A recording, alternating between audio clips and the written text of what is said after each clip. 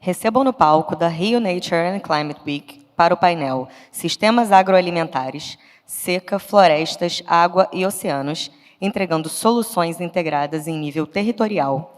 O moderador Fábio Scarano, curador do Museu do Amanhã e professor titular da UFRJ, André Lima, secretário extraordinário de Controle de Desmatamento e Ordenamento Ambiental Territorial, e Wes Sessions, CEO e cofundador da Rewild.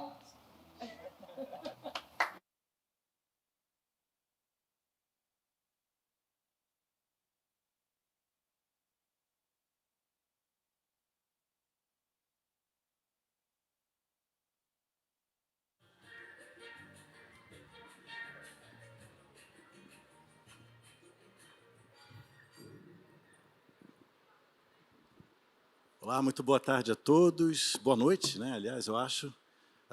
Um enorme prazer estar aqui. Muito grato ao Rodrigo, aos organizadores do evento por esse convite. É uma imensa honra estar aqui nessa mesa com o André e com o Wes, para a gente conversar um pouco sobre sistemas vivos de forma integrada. Eu queria fazer uma pequena introdução só.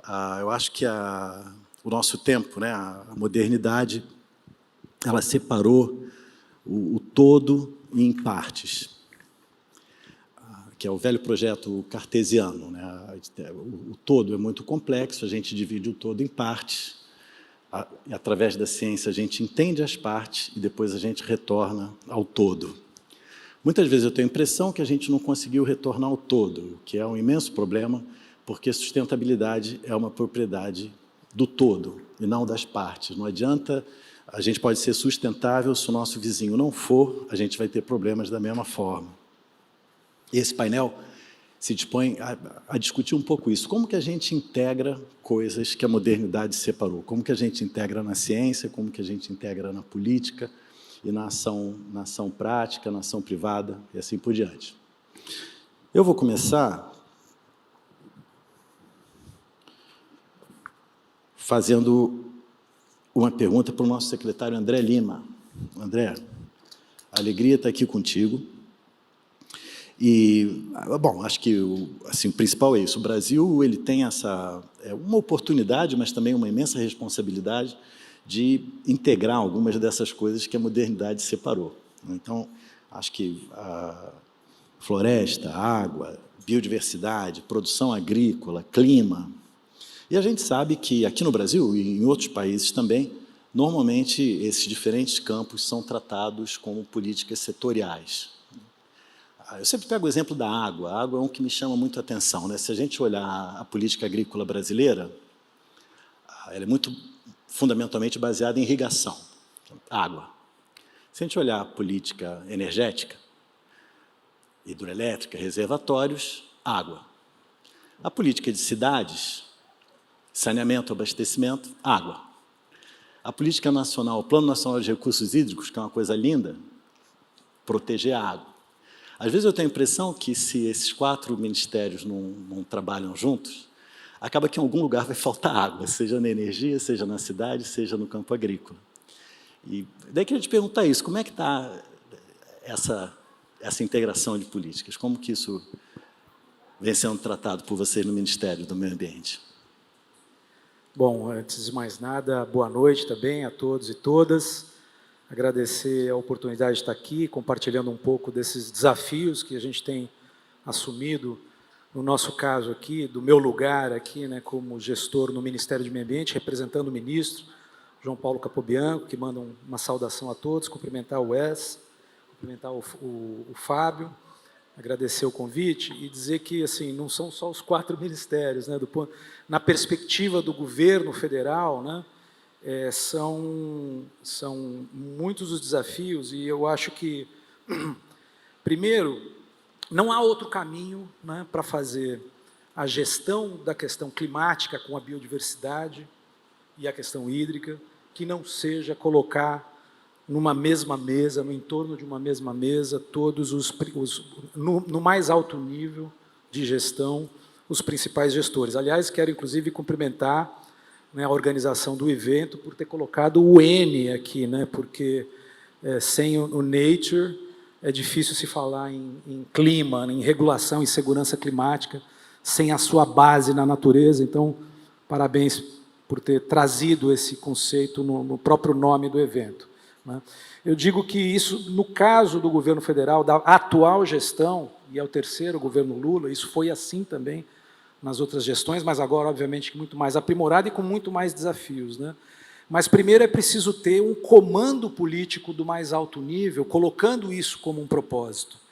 Porque isso não é simplesmente uma questão conceitual, técnica, né? Ela é, sobretudo, uma decisão política. Quando o presidente Lula, antes de se eleger, assume o compromisso da meta desmatamento zero em todos os biomas até 2030, ele está tratando, através desse conceito, todos esses desafios relacionados à água, ao uso do solo, obviamente, à produção agropecuária, né, e à gestão de florestas, à gestão climática. Então, essa decisão de um nível político, ela se materializa, né? Nesse caso, é de cima para baixo, porque a gestão pública ela tem que vir com um comando político, porque você precisa orientar todos os ministérios no mesmo rumo. Primeiro, para um ministério não atrapalhar o outro.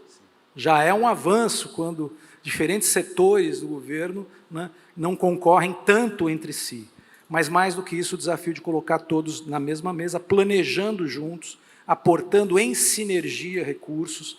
E eu posso dizer que o Brasil, com todos os desafios, com todas as dificuldades que a gente tem, e não são poucas, né, a gente tem dado um bom exemplo, né, concreto nesse aspecto, inclusive com resultados expressivos, né, quando a gente coloca, né, o Brasil tem uma estratégia nacional de clima, planos setoriais climáticos para todos os setores, planos de adaptação, em sintonia e sinergia com o Plano Nacional de Bioeconomia, está sendo lançado, né, agora, essa semana, com um programa para a Amazônia super consistente, que lida com regularização ambiental, fundiária, assistência técnica, pagamento por serviços ambientais, restauração florestal agroprodutiva, que é o programa União com os municípios, em que prefeituras, inclusive de governos de oposição, assinando pactos e aderindo ao programa, né? O Fundo Amazônia, né, aumentando em 400% os seus investimentos em relação à média dos últimos 15 anos, né, em projetos estratégicos para a Amazônia, como esse programa União com os municípios. O próprio Plano Safra, quando a gente começa a regulamentar no Manual de Crédito Rural acesso a crédito e reorienta mais de 6 bilhões de reais de crédito agropecuário que iria para quem desmatou ilegal, reorienta para quem não desmata nesse país, né, não faz a supressão de florestas, isso é uma grande política de integração com a principal política agropecuária, que é o Plano Safra, né, além da nossa política nacional de manejo integrado do fogo, que é um outro elemento, né, nós falamos de água, de clima, de alimento, mas, infelizmente, né, os incêndios, né, sobretudo como impacto não só do próprio desmatamento, mas das mudanças climáticas, está se tornando um dos maiores desafios, não só do Brasil, né, de todos os países com florestas, né, a questão da seca e dos incêndios potencializados pelas mudanças climáticas. Então, a gente tem uma experiência concreta no Brasil, fazendo toda essa integração de políticas, coordenado pela Casa Civil da Presidência da República, porque não é um setor que coordena toda essa articulação. A Casa Civil, vamos dizer assim, é a grande secretaria executiva de governo que põe todos à mesa e faz com que trabalhe de maneira minimamente em sintonia, né? E alguns resultados são expressivos. Eu vou dar aqueles que me cabe, né, porque eu estou liderando no governo federal, pelo Ministério do Meio Ambiente, toda a Estratégia Nacional de Redução de Desmatamento. Nós estamos reduzindo, sem considerar ainda 2026, porque 2026 nós vamos soltar o dado semana que vem, tá? E é muito bom. Aliás, é o melhor de todos os tempos. Se a gente considerar só 2025, nós já reduzimos em 50% os desmatamentos na Amazônia, em escala do bioma, mas se a gente observar só os municípios prioritários, que são 70 municípios, que mais desmatavam, reduzimos em 66% o desmatamento. E se a gente considerar só a margem da BR-319, que está em vias de ser asfaltada, que é o grande desafio da Amazônia, ali nós reduzimos 75% dos desmatamentos em 2025, comparado com 2022. Então, quer dizer, os resultados estão vindo, não é apenas a fiscalização. Quando a gente tem o 4º leilão do Ecoinvest, o Ministério da Fazenda, o Tesouro Nacional, botando recurso para reduzir risco de investidor, atrelado ao desmatamento zero e captando mais de 100 bilhões de reais, 100 bilhões de reais. Quando a gente tem o Fundo Clima, que sai de uma média de investimento da ordem de 400 milhões de reais ano, e esse ano vai investir 25 bilhões de reais, nós estamos falando, saímos da era do Peanuts, né, dos planos piloto, dos projetos piloto, para falar de big numbers e de resultados. Então, eu acho que estamos enfrentando, temos muito desafio, ainda tem muita coisa para melhorar, mas aqui no nosso, praticamente aí no último ano de gestão, a gente está mostrando resultado significativo. E aí o grande desafio é a sustentabilidade política disso tudo, né? Gente, queria pedir uma salva de palmas para o André. Muito bom receber notícia boa, André. Que delícia. E tomara que semana que vem venham notícias ainda melhores, né, com 2026. Super obrigado mesmo. E já eu volto para ti para te perguntar desses desafios. Então, guarda aí. Mas antes queria levar para o Wes, que está envolvido com filantropia, com militância pela conservação da biodiversidade, dos ecossistemas, de espécies-chave, de áreas-chave. E, como a gente aqui escutando o André, isso tudo tem uma óbvia conexão com as mudanças climáticas, né? Aqui no caso brasileiro, cerca de metade das nossas emissões de gases estufa vem de desmatamento e de queimada, como o André mencionou. O que te parece que está faltando, Wes, para essa conexão entre biodiversidade e clima ficar mais clara? Acho que do próprio surgimento das convenções de maneira separada, né, as 3 convenções, a do clima, de biodiversidade e a de combate à desertificação, terem nascido e crescido de maneira separada, e isso parece pôr a biodiversidade num outro lugar, numa espécie de adorno para a questão climática. Como está sendo o desafio de conectar essas diferentes agendas?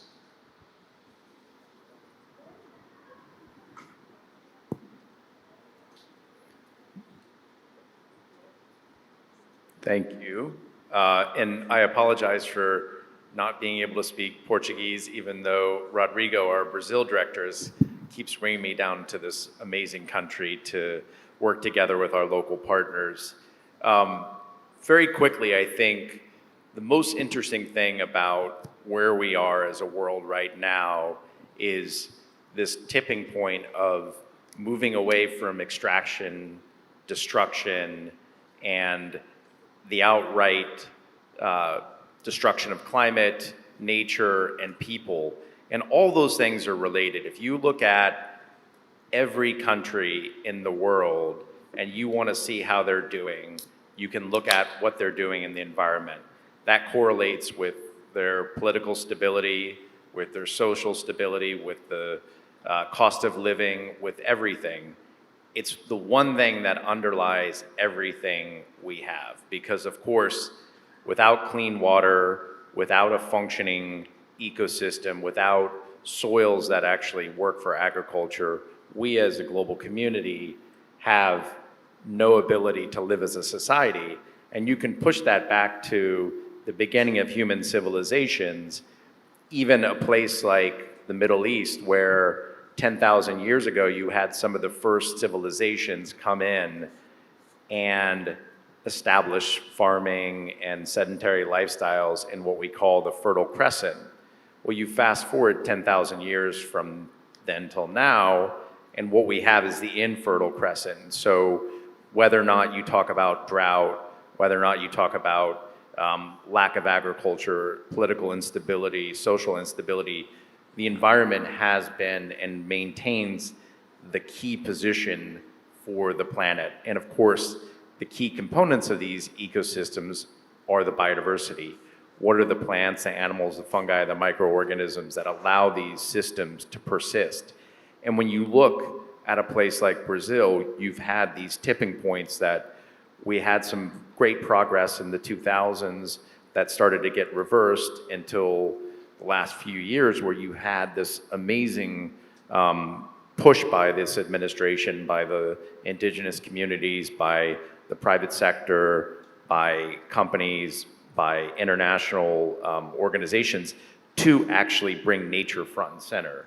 And I think this is one of the things that we miss out when you talk about the conventions. We've isolated these different topics that are actually totally interconnected.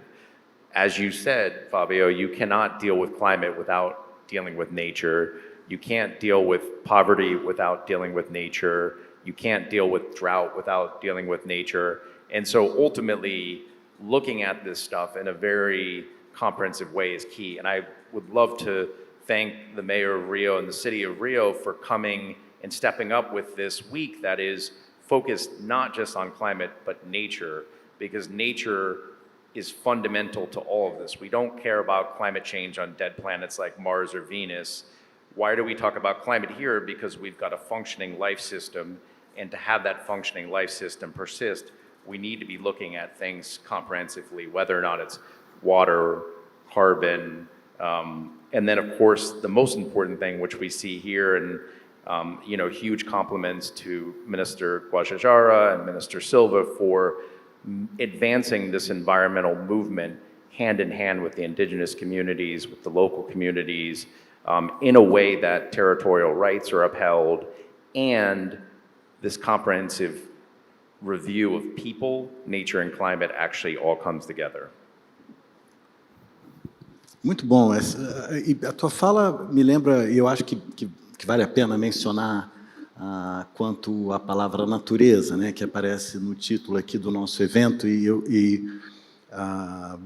acho essa palavra linda, e eu comecei a estudar um tempo atrás a etimologia dela, a raiz etimológica, de onde a palavra natureza vem, e tem alguns estudos que cobriram todos os idiomas falados no mundo, ou quase isso, e esses estudos mostram o seguinte, que a palavra natureza tem um de 3 significados, normalmente, em diferentes línguas. Ou ela significa mundo, ou ela significa o todo, e em algumas línguas ela significa o espírito.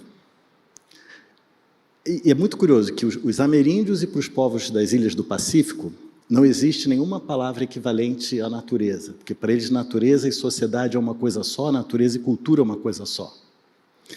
Então é muito curioso ver que em nenhuma língua do mundo a palavra natureza significa o não humano.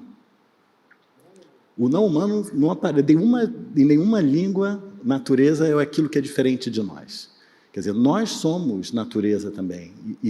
E é curioso que, de novo, a modernidade separa natureza e cultura em caixas diferentes. E essa separação talvez seja parte do que está por trás da raiz desse gigantesco problema que a gente tem. O que me traz de novo para ti, André, né? Esse trabalho magnífico que vocês estão fazendo ao longo desses 4 anos, uma redução significativa em desmatamento, e a gente sabe que no Brasil, né, se estima que alguma coisa de 80% a 90% do desmatamento seja ilegal, quer dizer, eu faço ideia do tamanho do desafio que você tem pela frente, esse sendo um deles, né?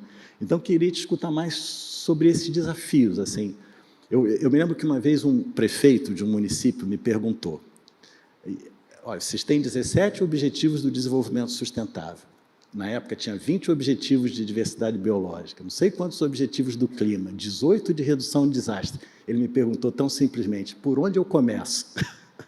Queria te perguntar um pouco isso, André, quando você pensa nesse desafio enorme, por onde que você começa? Bom, Fábio, primeiro, acho que pois quero ouvir um pouco mais sobre o seu estudo a respeito das origens da palavra. Assim. A primeira disciplina que eu fiz quando eu resolvi trabalhar com o meio ambiente foi Fundamentos Históricos e Epistemológicos da Relação Homem-Natureza. Lá em 93, lá no Procam, em São Paulo, né? Mas certamente tem alguma relação a ver com as origens judaico-cristãs em que nós fomos expulsos do paraíso, né? Mais ou menos por aí. Mas, olha, a pergunta de alguns bilhões de dólares, né? Quais são as prioridades para o enfrentamento do desafio? Estou entendendo que você está perguntando especificamente em relação a essa nossa pequena meta do desmatamento zero, né? Veja, de novo, com certeza o desafio maior é o desafio de ordem política, porque a gente precisa legitimar. Eu brinco, falando sério, que no governo federal e nos governos, né, para a gente fazer alguma coisa acontecer, a gente tem que querer muito todos os dias. Todas as tardes, todas as manhãs, todas as noites. Tem que querer muito. Se quiser mais ou menos, não acontece, né? E esse querer, ele precisa representar uma vontade política de quem tem legitimidade para tanto. Então, o presidente da República, uma ministra de Meio Ambiente como a ministra Marina Silva, um secretário executivo como o João Paulo Ribeiro Capobianco, que agora é o ministro, ou seja, você tem no governo federal atual uma cadeia de comando em que existe uma vontade todos os dias de fazer isso acontecer, porque os desafios são inúmeros, e aí eu vou listar alguns, né? Por exemplo, não basta o governo federal estar alinhado 100%. Imagine 19 ministérios trabalhando unidos rumo ao mesmo objetivo. Isso não acontece. Esse já é um desafio. Colocar um Ministério dos Transportes que quer asfaltar a BR-319 num mesmo propósito que o Ministério do Meio Ambiente, que é zerar o desmatamento. Como é que você converge essas duas coisas, né? E a gente está conseguindo botar na mesma mesa, buscar caminhos comuns, dialogando. Só que nós precisamos trabalhar com os governos subnacionais. Quem tem responsabilidade precípua pela Constituição e pela lei em relação aos desmatamentos, à proteção de florestas, são os estados. O Código Florestal, a Lei de Gestão de Florestas Públicas, a Lei da Mata Atlântica, a Lei Complementar 140, que fala de competências, atribui aos estados a competência para autorizar e fiscalizar desmatamento. Então, você tem que articular com os estados, né? E, cada vez mais, os municípios têm um papel-chave, porque é lá na ponta que as coisas estão acontecendo. Quer dizer, o prefeito é primo do dono do hotel, é irmão do dono da pista de pouso, que é casado com a dona do posto de gasolina, e a economia gira em torno do quê? Normalmente do garimpo clandestino, da madeira clandestina, da grilagem de terras. Então, como é que você traz os atores políticos do nível local para, no mínimo, não atrapalhar o que está acontecendo? Eu acho que a gente tem, eu chamo a atenção, para quem quer realmente conhecer um pouco desse desafio, né? Esse programa, eu citei aqui, o programa União com os Municípios.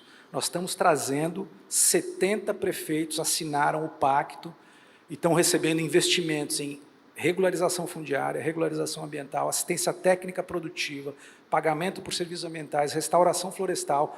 Nos primeiros 3 anos serão 600 milhões de reais do Fundo Amazônia, aplicados proporcionalmente a cada município em função do desempenho do município na redução do desmatamento. É praticamente um pagamento por serviços ambientais, ou um RED Plus, né? Em que o município que mais reduz desmatamento vai receber mais investimento para dar título de terra, para fazer regularização. Se a gente não tiver uma agenda positiva, nós não vamos resolver o problema só com o IBAMA, multando, prendendo, embargando, destruindo equipamento, Polícia Federal, etc. Se a gente não tiver realmente investimento canalizado e trazer os governos subnacionais, esse desafio ele vai ser muito difícil, praticamente enxugar gelo. E vou agregar um outro, que eu acho que é catalisar, mobilizar os setores privados, né? Os setores privados precisam se sentir, vamos dizer assim, atraídos, captados para investir. Estamos falando aqui especialmente na Amazônia, né? Quer dizer, dar mais segurança jurídica para esses investimentos, e eu acho que a gente tem sido capaz de, por exemplo, citei aqui o EcoInvest, né, que é um mecanismo financeiro criativo, efetivo, que tem viabilizado captação de recursos em escala, né, nunca antes imaginada para pautas do desenvolvimento sustentável. Então, nós estamos enfrentando esses desafios, não são poucos, mas tudo isso só é possível, né, porque existe uma legitimação política maior. Eu acho que esse é o grande desafio. Nós temos uma democracia, a democracia, obviamente, ela tem como virtude, né, a alternância de poderes, e como manter uma política com esse foco, eventualmente, num outro governo, né? Mesmo que seja um outro governo com essa mesma gestão, a composição será outra, as forças políticas não necessariamente serão as mesmas. Então, acho que a população querer é fundamental, né? E aí eu termino fazendo uma pergunta aqui, te devolvendo, né? Quem aqui, né, quando votou nas últimas eleições, pensou assim, eu vou votar nesse prefeito porque ele é um cara que tem sintonia com a agenda de clima? Uma vez eu fiz uma pergunta dessa numa palestra que eu dei numa faculdade de comunicação, e eu só ouvi os grilos, né? Cri, cri, cri, cri, cri, cri. né? Então, assim, quando a gente começar a colocar isso como uma das prioridades, além, obviamente, de segurança pública, saúde, educação, etc., eu acho que a gente começa a fazer uma mudança de chave relevante, né? Esse é o grande desafio do Brasil do momento. Isso envolve um estado mental, né, a ser transformado, inovado, e eu acho que isso toca muito diretamente o trabalho do Wes e da Rewild, né, também, que eu acho que quem atua como vocês, Wes, com filantropia, né, voltado para esse campo da conservação, você, de um lado, que aliás eu acho uma das coisas que é tão fascinante quanto desafiadora, né? De um lado você trabalha de cima para baixo, vamos dizer assim, com filântropos, com o governo, e do outro lado vocês estão apoiando organizações na ponta, no campo, que estão fazendo as coisas acontecerem. Em meio a esse eixo gigantesco de atuação de trabalho, onde tem te parecido mais fácil ou mais efetivo em termos de parcerias que são construídas e onde te parece mais desafiador? Inclusive olhando para o caso brasileiro específico. Thank you. And I think this kind of unifying force of nature, and I love what you said, Fabio, the definition of nature should be encompassing of everything. In the Western world, we often don't. But even for ourselves, we forget that of our tens of trillions of cells, half of them are not even our cells. There are up to 10,000 other species in each one of us, microorganisms that help us live and survive. So we are, in fact, ecosystems the same way the planet is.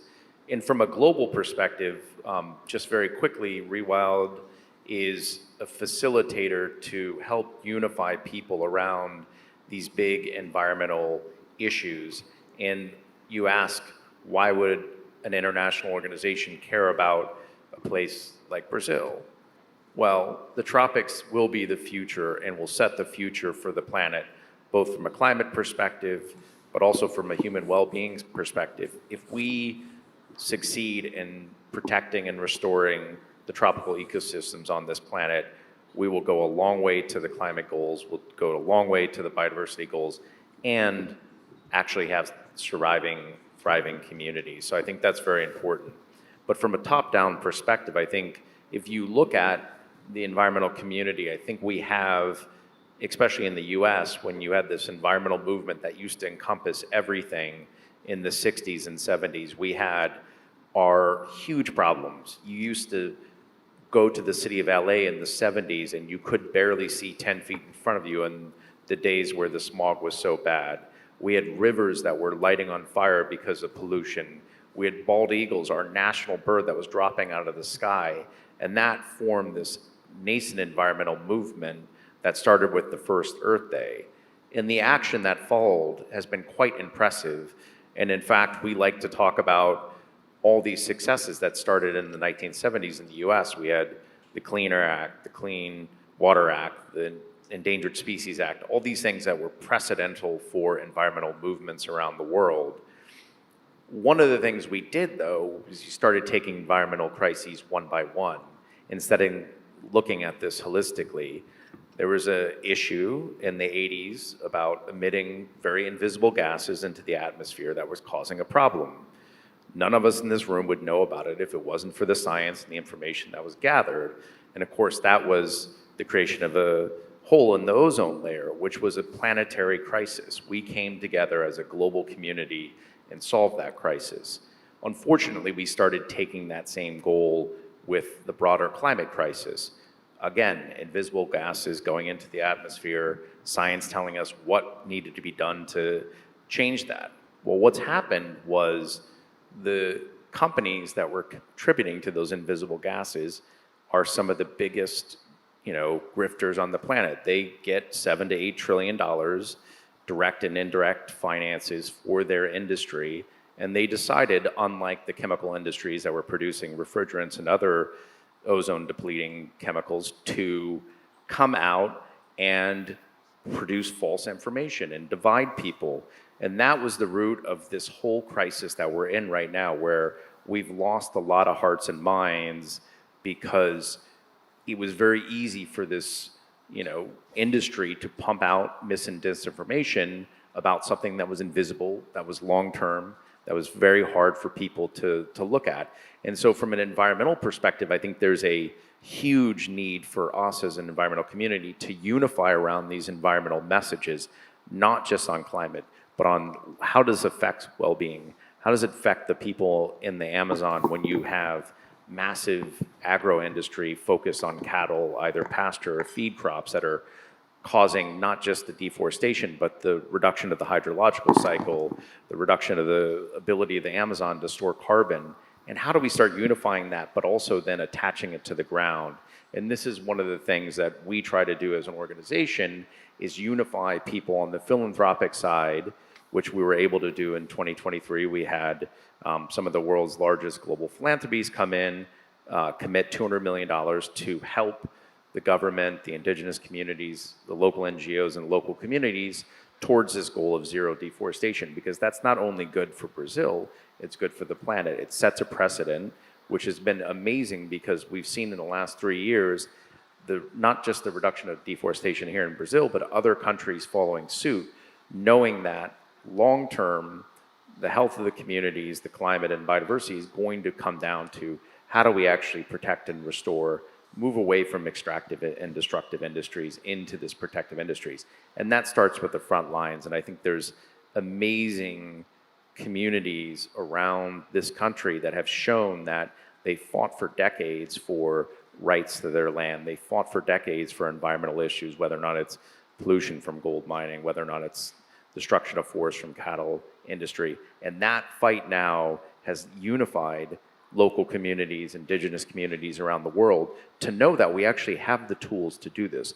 We need the resources. I think the philanthropic sector can come in and help with that because we do have the incredible partners on the ground that are actually effectively helping save and restore their territories.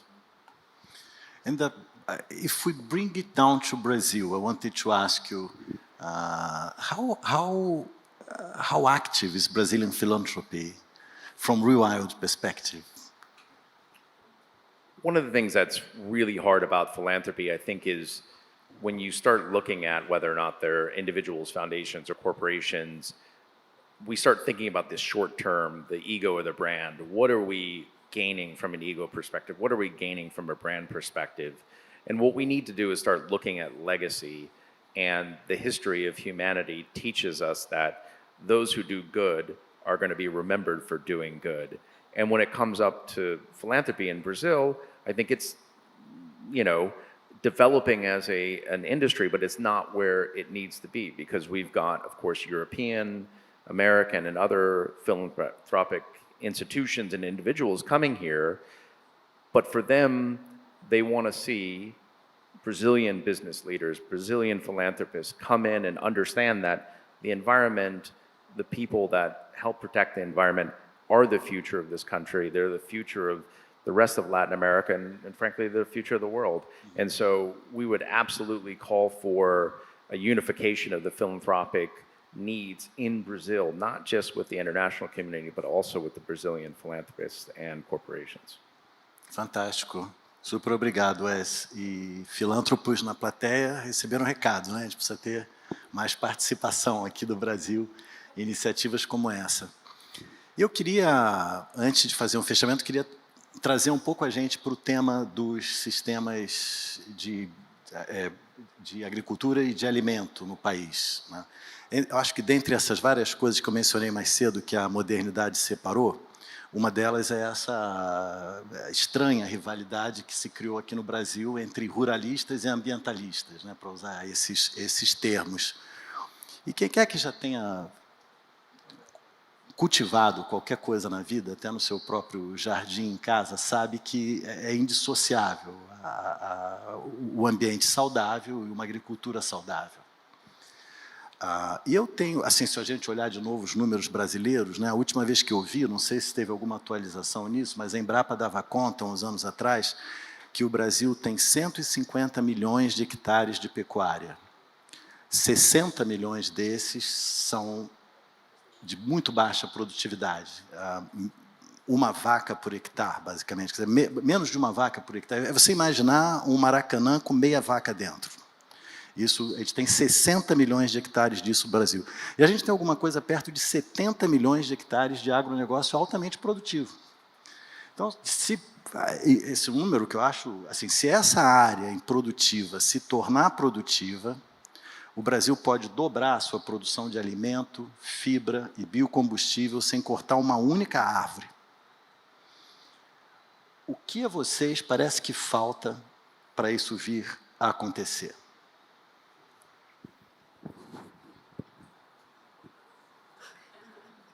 Perguntinha fácil dessa, não vou chamar os universitários, né?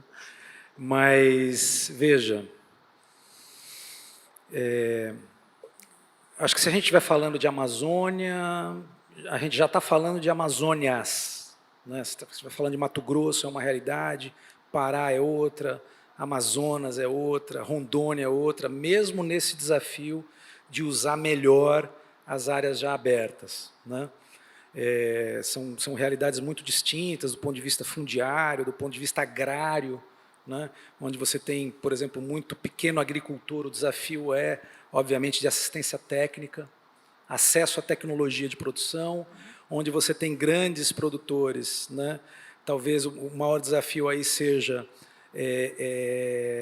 de crédito, de investimento, né? A necessidade de um investimento, porque recuperar um pasto, claro, custa menos do que desmatar, né?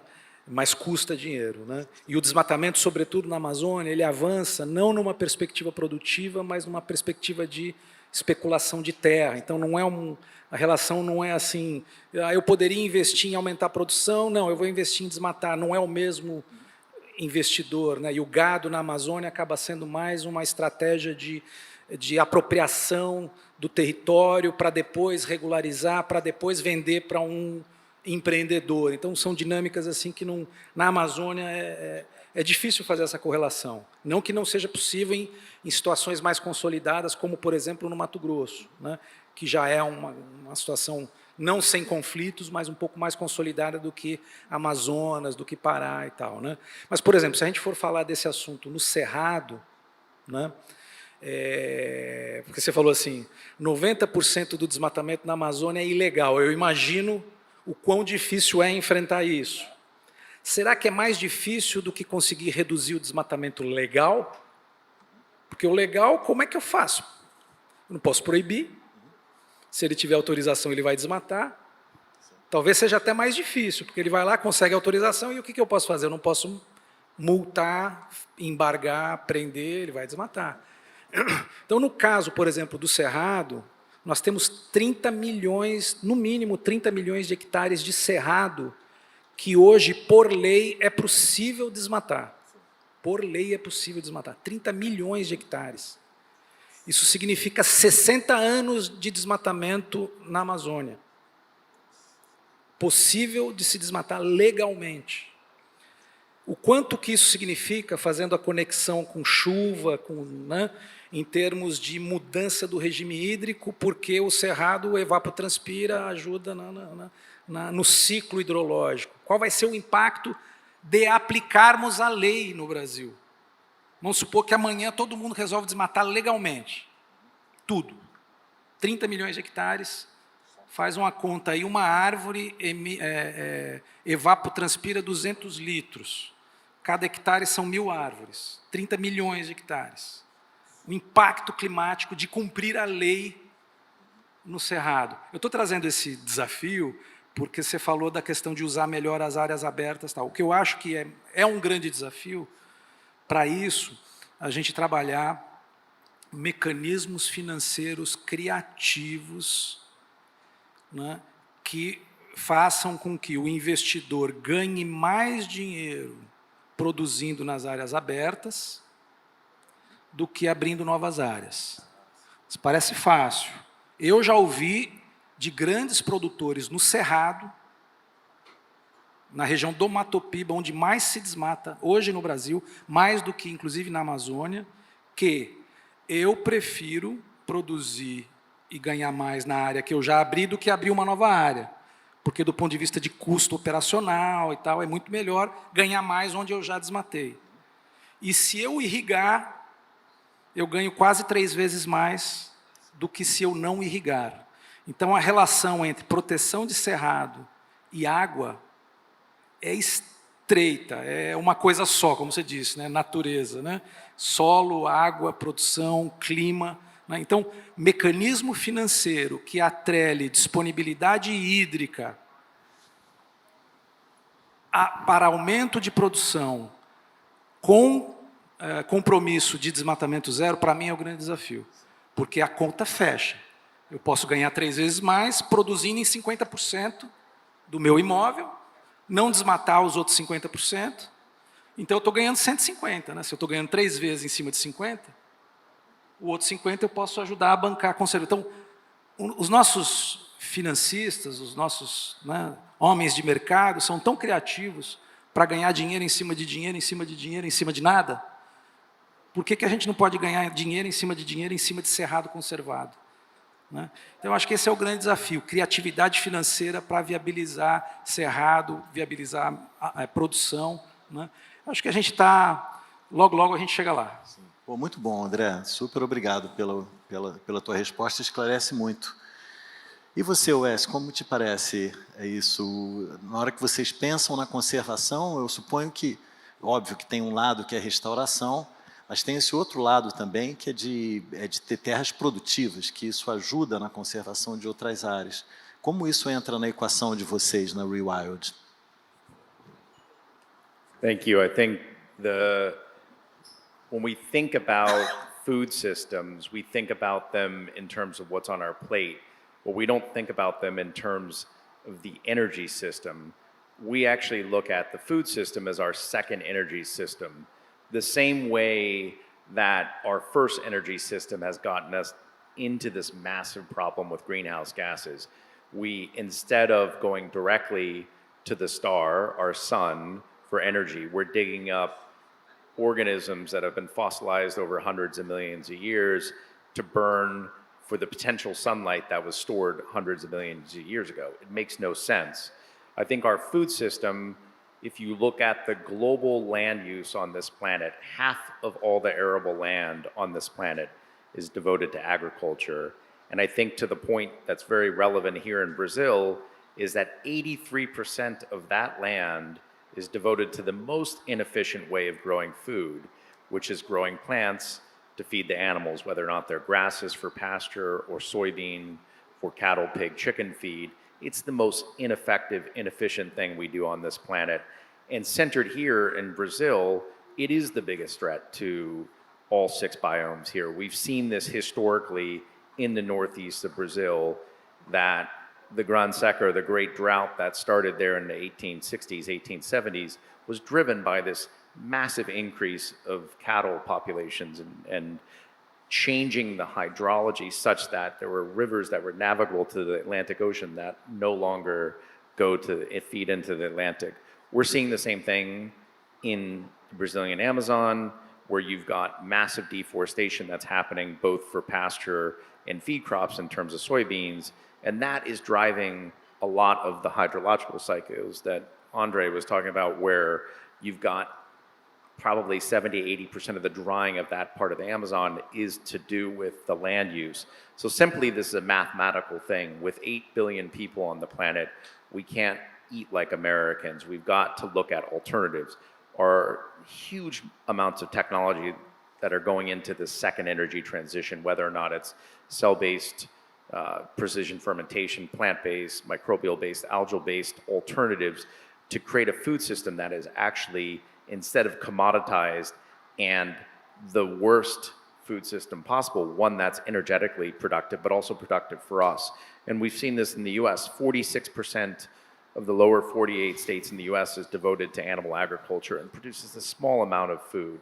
And we're still importing food.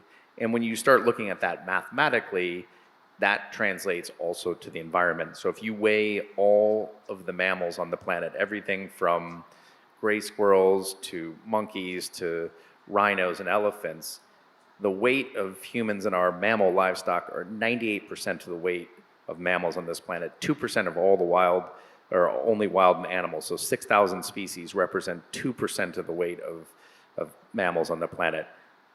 what that means is we're energetically subsuming so much of the planet for our food system in a very ineffective and inefficient way. And I think this is one thing we've been talking about, not just the bioeconomy transition, but the food transition in Brazil, which could be an incredible leader in this transition to figure out how do we create a food system that's not only good for the environment, but it's good for people, it's good for our health, it's good for our nutrition, and it stops this commodity crop that really ultimately is not going to be healthy for the planet, for the climate, or people. And I think from a perspective of Brazil, there is a huge potential to look at the people that have lived on these lands productively without having this massive system of cattle that is propelling the Amazon and other ecosystems into destruction. Muito bom, muito obrigado, Wes. Assim, eu adorei conversar com vocês, porque eu acho que uma mesa que não é nem otimista nem pessimista, né? O que o Ariano Suassuna chamava de realismo esperançoso. E eu queria, como uma reflexão final, escutar um pouquinho de vocês, começar com o Wes agora, uma mensagem aqui para o nosso público realista e esperançosa. Começar com o Wes, depois André. I think one of the things that's incredibly important to remember is that we know that working for the environment works for people, works for climate, works for biodiversity. We've actually published a study a few years ago looking at the effect of conservation actions on the health not only of the ecosystems, but also the people there. And we know that it works. We know that conservation works. What we need to look at is more investment in conservation. Look at the models that are actually working. You know, places like the Kayapo territory where they've defended their borders, they've actually protected not just their own lifestyles, but also that massive amount of carbon, the massive amount of hydrological cycles within the forest there. I think we know how to protect and restore nature. We obviously saw a doubling of the protected area in the Pantanal in the last few months, which has been an incredible, I think, success for one of the most underrepresented biomes in Brazil. And we're now seeing a lot of the communities within the Pantanal start embracing this restoration and rewilding, which they've seen not only affects the ecosystems, but affects them economically. The price for ecotourism in the Pantanal far exceeds any profits they would get from cattle. So we're starting to look at this model of restoration, rewilding, regeneration, and how that helps people, how that helps biodiversity, and obviously climate as well. Obrigado, Wes. Salve de palmas para o Wes, por favor. André? Então, bom, mais uma vez aí agradecendo a oportunidade de estar compartilhando com vocês aqui os nossos desafios, né, do dia a dia. Eu quero deixar alguns recados no final, acho que não é só uma mensagem, né? Acho que a primeira mensagem, vamos dizer assim, está na espinha dorsal do que eu falei, é obviamente que para tudo isso acontecer tem que ter vontade política, né? Então acho importante realmente que todos se sintonizem com essa vontade política e como é que isso vai se representar nos parlamentos, nos executivos, porque ao fim e ao cabo as coisas acabam sendo decididas nestas instâncias, né? Por mais que a sociedade se organize e demande, né, a tomada de decisão para implementar ou não determinadas políticas, vem dessas instâncias legitimadas por nós. Então, acho que esse é o primeiro recado mais geral, né? Do ponto de vista mais específico, se eu estiver olhando para a Amazônia, vamos pensar em 85% do problema do desmatamento no Brasil, né? Amazônia e Cerrado, né? Se eu estiver olhando para a Amazônia, eu acho que tem dois grandes desafios e uma potencial ação positiva que eu acho que merece destaque. O desafio da BR-319, eu acho que essa pressão regional pelo asfaltamento dessa estrada que corta a Amazônia ao meio, né, ela está se consolidando e existe uma oportunidade de se transformar essa estrada num canal, né, de governança territorial, né? Depois, quem quiser conversar um pouco sobre isso, eu posso trazer mais elementos, né? Mas eu acho que é um olhar cuidadoso, porque esse ao mesmo tempo que é uma oportunidade, é uma ameaça, né? BR-319 na Amazônia. E, do lado, vamos dizer assim, mais positivo, ficarem de olho nesse programa chamado União com os Municípios, porque eu acho que ele traz elementos centrais que respondem a uma demanda que é estrutural para a Amazônia. Se a gente quer desenvolver a Amazônia, nós temos que investir em regularização fundiária, regularização ambiental e assistência técnica produtiva. Não tem como desenvolver a Amazônia rural, né, sem isso. E isso está acontecendo ainda numa escala inicial e pode crescer, mas obviamente que um programa como esse precisa ter continuidade, então eu chamo a atenção para isso, né. Se eu estiver falando de Cerrado, né, eu reforço o que eu falei na segunda parte aqui, que é o desenvolvimento de mecanismos ligados a fundos de investimento, FIAGROS, CRAS, né, cédulas de agricultura, né, CPRs, esses mecanismos financeiros todos, né, como é que a gente atrela eles ao melhor uso das áreas abertas e vinculado ao desmatamento zero. Acho que esse é o grande desafio hoje para o Cerrado. E para todos os biomas brasileiros, eu acho que é um tema que, cada vez mais, todos nós que trabalhamos com conservação, com gestão territorial, com gestão pela sustentabilidade, com mitigação das mudanças climáticas e adaptação às mudanças climáticas, temos que ficar de olho na questão dos incêndios florestais. Porque, infelizmente, com o andar da carruagem, né, a ameaça dos incêndios florestais é crescente. A gente pode até chegar no desmatamento zero, mas se a gente não desenvolver territórios e comunidades resilientes ao fogo e implantar a nossa política nacional de manejo integrado do fogo, nós podemos colocar muito do que a gente consegue conservar com áreas protegidas, com territórios indígenas, com medidas de controle, a gente pode colocar em risco, porque, de fato, os incêndios florestais estão se tornando o maior desafio de conservação e desenvolvimento rural sustentável no Brasil. Legal, André. Muito obrigado. Acho excelentes reflexões. Me cabe fazer uma breve síntese. Agora o André falando sobre fogo, não podia deixar de falar, né? E um tema de soluções integradas. Eu acho que muitas vezes a gente, individualmente, a gente deposita as nossas expectativas nos governos, nas empresas, nas ONGs, e às vezes a gente se esquece também do nosso próprio papel individual. E à medida que você estava falando sobre fogo, André, eu estava me lembrando, os meus alunos estão cansados de me ouvir falar sobre isso, mas tem um filósofo pré-socrático que eu gosto a beça, chamado Empédocles. O Empédocles dizia que, tão simplesmente, a vida eram os 4 elementos, água, terra, fogo e ar, e 2 forças, a força da disputa e a força do amor. E é muito curioso que nessa nossa conversa, vocês viram, a gente passou por água, a gente passou por ar, ao falar de mudança climática, a gente passou por terra, por causa de agricultura, e agora fogo. E o que o Empédocles falava é o seguinte, que os elementos eles são meio temperamentais. Então, quando a força que predomina é a força da disputa, a água que mata a tua sede te afoga, o fogo que te aquece te queima, a terra que te alimenta te soterra, e o ar que você respira te asfixia. Agora, quando a força que predomina é o amor, os 4 elementos se juntam e criam a vida, criam o cosmos. Eu tenho a impressão que, se a gente não construir mais amor entre nós, que é o que é a base para a confiança, a base para o diálogo, a gente vai ter muita dificuldade. Então, tomara que nos próximos, já que os objetivos do desenvolvimento sustentável, da Convenção do Clima, da biodiversidade em 2030 caducam sem que a gente tenha alcançado, tomara que na próxima lista de objetivos apareça amar uns aos outros, amar a natureza e ter um pouquinho de auto-amor para a gente também viver de maneira sustentável, trabalhar um pouquinho menos, porque eu acho que a gente tem que trabalhar demais. Não há como ter um mundo sustentável se individualmente a gente não for sustentável também. Super obrigado, boa noite, excelente evento. Aqui meu amigo Rodrigo, aliás, outra coisa que eu preciso falar. O Museu do Amanhã está junto do Rio Nature and Climate Week pelo tempo que esse grupo existir. Estamos sempre juntos. Conta com a gente. Obrigado, Fábio.